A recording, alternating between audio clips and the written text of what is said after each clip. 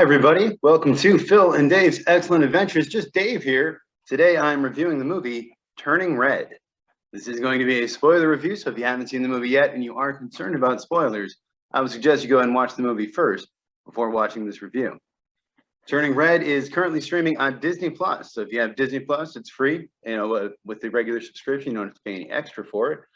It is a coming-of-age story about a young girl, and a 13-year-old girl, I think, in Canada, who finds out that she's been cursed, I guess, or blessed with the ability to turn into a giant red panda when she gets emotional.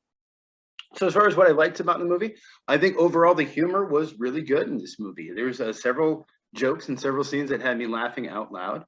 I liked the tampons. I liked that they talked to, or maxi pads rather. I liked that they talked about, menstruation and getting your period. It's a perfectly normal, healthy, kind of natural bodily function that really should be normalized. And yeah, I like that they're talking about it in a kids movie. That's kind of cool. Now, if only they didn't make women pay for that kind of stuff.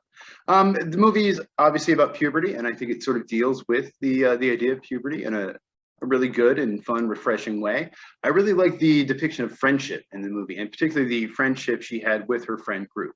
They were all very nice and supporting, and they didn't fight or bicker or talk bad about each other. And I thought that was really cool and refreshing. I liked the music in this movie, which was surprising. When I first saw it was a boy band, I'm not a huge fan of boy bands.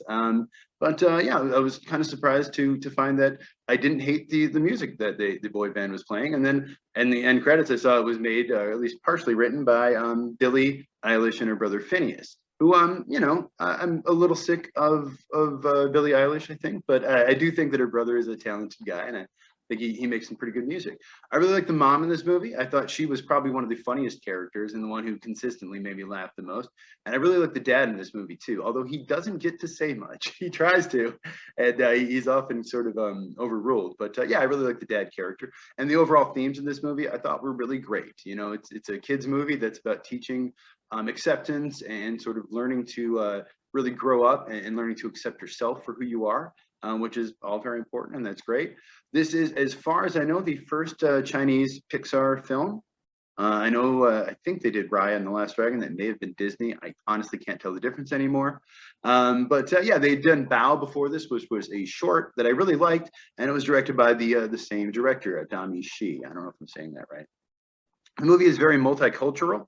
Within her friend group, the main character, Meilin, is of Chinese descent. She's got some friends who are of Middle Eastern descent and other stuff like that. There's a janitor or a groundskeeper of some sort, a security guard, I think, who is, I think, Sikh maybe, or Muslim. I believe he's Sikh. It appears to be, as far as I can tell. So yeah, there's a lot of that, where if you look in the background, you see, white characters, of course, but you also see characters of color, which is cool. And also, I think, fairly accurate for Toronto. I don't know a ton about Toronto, but it's a big, multicultural kind of city, so that totally makes sense. I did not, as far as what I didn't like about this movie, I didn't love the beginning. I actually thought the beginning was a little annoying, and I sort of like the introduction to the character. I almost thought, okay, this is not a movie for me. Maybe I should turn it off. That being said, there's a part where she kind of like introduces herself, and very much exactly how a 13-year-old would act, I think. And there's nothing wrong with that, but just as a 39-year-old, it's a little hard to watch. Maybe because I was too much like that myself when I was a kid. But yeah, and then she kind of falls, and it actually is pretty funny. And once the movie gets going, I actually really enjoyed it a lot. I didn't love the character designs though, and I still don't. Particularly, May's got these very large teeth, which again was a choice by the creative people, and they, I'm sure, know way more about it than I do. But I thought it was an odd choice, and I just didn't like the way it looked, I guess. Sandra Oh, I thought did a great job as the mom, but she's Korean. Like, as far as I can tell, Sandra Oh is not Chinese at all. She's 100% South Korean, or mostly South Korean. And Oh, I know from living in South Korea, is a Korean name. So why they decided to cast a Korean actress in a movie about a Chinese family, I don't understand. As far as I can tell, most of the other actors were the ethnicity of the characters they were playing. I didn't check all of them. But yeah, it just seems like a weird thing. And I mean, like, Lucy Liu is right there. Ming-Na Wen, who did Mulan for Disney, the original animated one. Zhang Ziyi. There are plenty of Chinese actresses out there who are around the same age that are great actresses that could have done this role. So why not cast one of them? I don't know.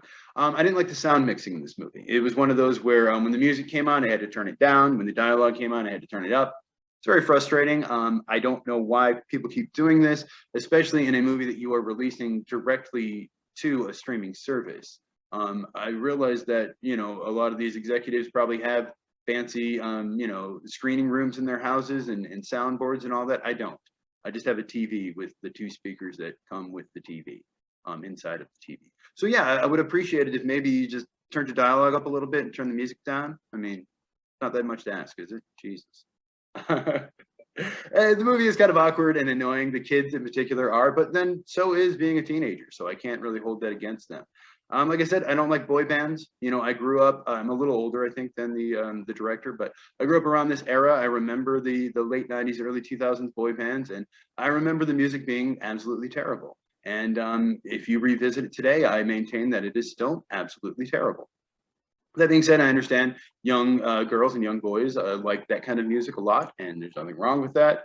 But you know, it is hard again for me. This is very clearly I am not the target audience for this movie, and there's nothing wrong with that. Not every movie has to be made for me, and I'm fine. But I feel like a lot of the Disney Pixar movies have been better about taking a character where the main protagonist is a younger child, but keeping it so that adults are still interested in the movie. And this movie wasn't terrible, but I think it could have been better about that a little bit.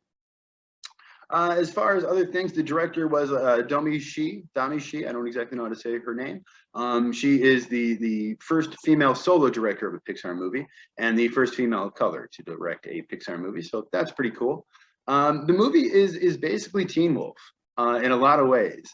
As I'm watching, I'm going, okay, yeah, this is just Teen Wolf. I love Teen Wolf. I'm not going to say anything bad about Teen Wolf, but yeah, in a lot of ways, it is very much the exact same storyline. It's, you know, kid finds out he's got this family curse. Turns out parents know about it as well, and they sort of help them deal with it. And then the kid with the curse finds out that the thing they thought was a curse is actually not so much of a curse, and it makes them very popular.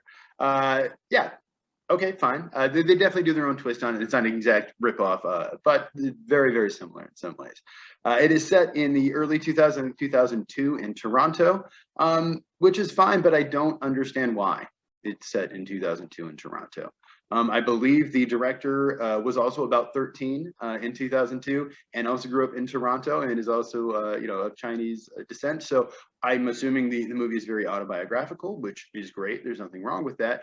But I don't understand why the movie had to be set in 2002. There's nothing particular that needed to happen at that time. And why doesn't anyone acknowledge 9/11? No, I'm just joking. Yeah, okay, fine, whatever. The boy band is called Four Town, which I thought was funny because 4 is an unlucky number in Chinese culture. And then the grandmother, I think, mentioned that a couple times. Oh, the part where she throws her friends under the bus, that was heartbreaking. That was hard to watch, but it was also understandable, I think. From what I know of my friends who have Asian parents, they can be very demanding sometimes. And so this sort of tiger mom idea is, yeah, I can see why she would be intimidated and why she wouldn't want to stand up to her mom. But God, I really felt for her friends there in that moment. And I'm glad she finally does kind of stick up for herself and admit that, you know, she was making the choices and her friends didn't force her to do it.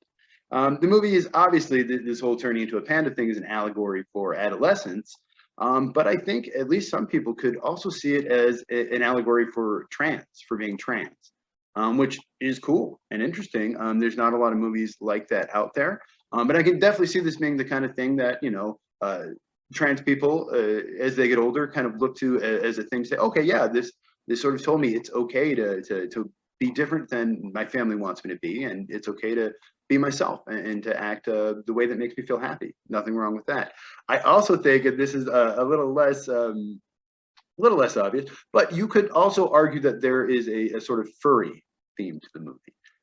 Just in the fact that, like, you know, at some point at the end, the little girl like just has the ears and just the tail, like a very kind of furry setup thing, which again, I mean, I don't know, I got nothing against furries. I know people like to make fun of them, but you know, as long as you're all consenting adults who are, I don't know. So yeah, there is a post-credit scene at the end of the dad dancing along to the boy band, which was cute. You know, nothing wrong with that. I don't know why I keep saying that, but yeah, overall, I enjoyed the movie. I thought for what it was a nice, fun, enjoyable family movie. Again, if you've got kids, you're looking for something to watch this weekend, you could definitely do worse than watching this movie. I'm going to give it an 8 out of 10 overall. I think it was good. Maybe not as good as some of the Pixar movies that I've seen before, but solid movie and very enjoyable. I still haven't seen Raya and the Last Dragon or Luca yet. I think those are the only two Disney Pixar movies I haven't seen yet. I did just watch Encanto, and I really liked that as well. I didn't like the music that much, but I really liked that movie. So yeah, I'm curious to see how they stand up compared to this one. But if you saw the movie, let me know what you thought of it down in the comments below. Thank you so much for watching. Hope you have a great night, and I will see you here again next week.